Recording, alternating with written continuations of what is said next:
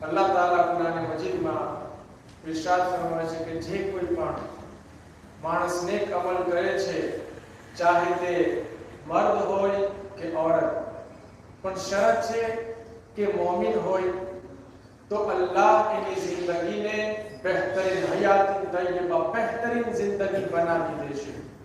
हवे जे मानस जे अमल करे छे, खास करीने आपणे બે જાતના કરીએ છીએ, એક વાજિબ અને એક મુસ્તહબ। વાજિબ સિવાય જે મુસ્તહબાત છે એમાં જેવા અમલ છે એવો વધારે સવાબ ઇન્સાનને આપવામાં આવે છે। પણ મેં અમુક જગ્યાએ બયાન કર્યું છે, બધા લોકો ના હતા, તો આજે સવાલ રાખું છું કે મુસ્તહબાતમાં સૌથી બહેતરીન અમલ કયો છે? આયતુલ્લાહ બહેજત કહે છે કે જેટલા મુસ્તહબાતમાં બધું આવ્યું, જેટલા પણ અમલ મુસ્તહબ છે બધામાં બહેતરીન અમલ ઇમામ હુસૈનના ગમમાં રોવું છે। इंसान नमाज पढ़े मुस्ताहब, इंसान मुस्ताहब रोजा राखे, मुस्ताहब सबको आपे, मुस्ताहब जेटला पण काम करे एमांथी आबाद काम इमाम हुसैनना गमમાં રોવું છે। અને અહીં સુધી કહે છે કે નમાઝ શબ કરતા પણ બહેતર ઇમામ હુસૈનના ગમમાં રોવું છે। કે આ ગમ બહુ મોટો ગમ છે, સામાન્ય ગમ નથી। ઝિયારત આશુરાની અંદર શું કહે છે? બયાન થાય છે વજન્નત વઅદમત મુસીબતુ બિક અલૈના વ અલા જમી અહલ ઇસ્લામ। કેવી મોટી મુસીબત છે મારા પર, અમારા ઉપર, આપણા બધા ઉપર અને દરેક અહેલે ઇસ્લામ, દરેક મુસલમાન ઉપર સૌથી મોટી મુસીબત છે। વજલ્લત વઅદમત મુસીબતુકા અલા સમાવાત ફિસ સમાવાત વ અલા જમી અહલ સમાવાત। આસમાન અને આસમાનના જે રહેનાર લોકો છે એ બધા સુધી આ ગમ જે છે પહોંચ્યો છે, અસર થઈ છે। આ વાત અહીંયા રૂકી નથી, बल्कि आपका हुसैन अलैहिस्सलातु वस्सलाम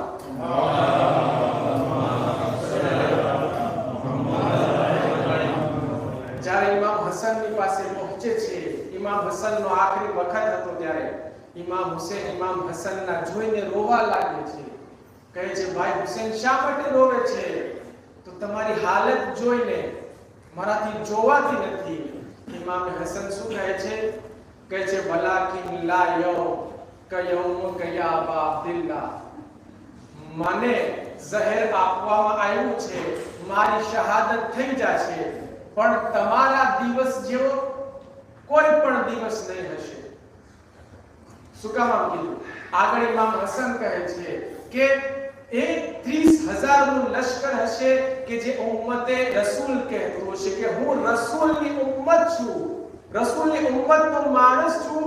એ લોકો તમને ઘેરી લેશે, તમને શહીદ કરશે અને સાથે તમારું ખૂન વહાવશે, અને પછી તમારા અસીરો એટલે કે તમારા બાયડીને, તમારા બચ્ચાને કેદી બનાવશે, તમારા સામાનને લૂંટી લેવામાં આવશે, અને પછી આસમાનથી ખૂનનો વરસાદ થશે। આસમાન રોશે અને દરિયાની અંદર જે મચ્છી છે ઈ પણ રોશે। આ કિતાબ છે અમાની શેખ સદુકને માં રિવાયત છે। ઇમામ હસન બતાવે છે કે મારી મુસીબત કરતા તમારી મુસીબત બહુ વધારે છે। ગમે હુસૈન આ જે ક્રિયા કરવું છે ઇન્સાનના દિલને જગાડી દે છે, ઇન્સાનના દિલને નુરાની કરી દે છે। એક શખ્સ હતો, આલિમ દીન બને છે, પણ પહેલા ઈ માણસ સારો ન હતો, એનું નામ હતું તૈયબ કરીને।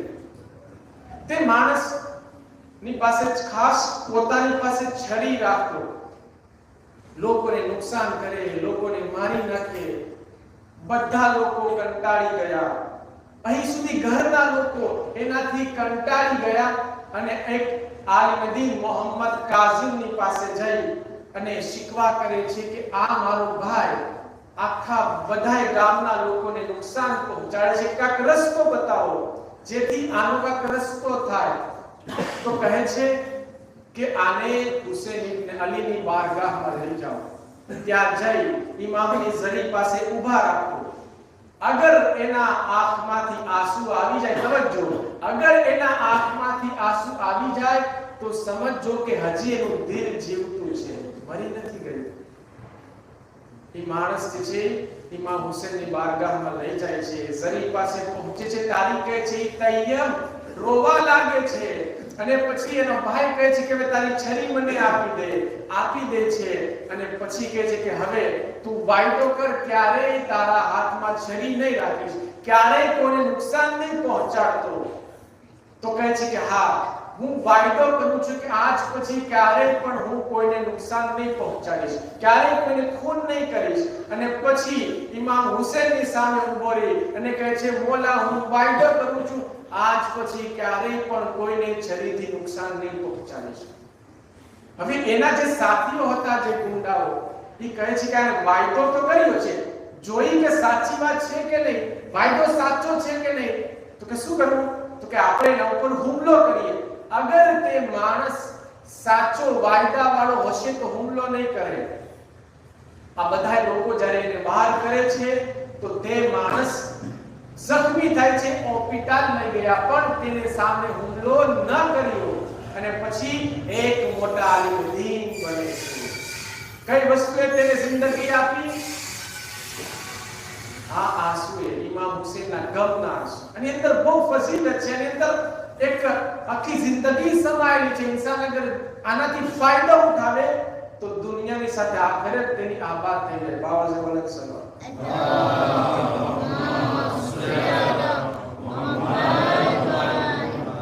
ઇમામ હુસેન ખુદ ફરમાવે છે, કહે છે યદકુરની લા યદકુરની મોમિન ઇલ્લા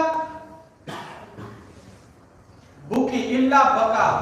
મને કોઈ પણ મોમિન યાદ નથી કરતો સિવાય કે મારા પર રોઈને. इंसान चाहे છે કે ઇમામ હુસેનને યાદ કરે તો એના પર ગિરિયા કરે, એના પર રોવે. આ વસ્તુ તેને ફાયદો પહોંચાડે છે. ઇમામ હુસેન કહે છે કે મને યાદ કરો, રોવા થકી મને યાદ કરો. કારણ કે તમે જોયેલું છે કે જે પણ નબી જ્યારે હુસેનનું નામ આવતું, આંખમાંથી આંસુ આવી જતા, દિલ ગમગીન થઈ જતું. અને એને કહેવામાં આવ્યું કે હુસેનને 3 દિવસના કરબલામાં પ્યાસા અને ભૂખ્યા શહીદ કરવામાં આવશે. પણ હવે સવાલ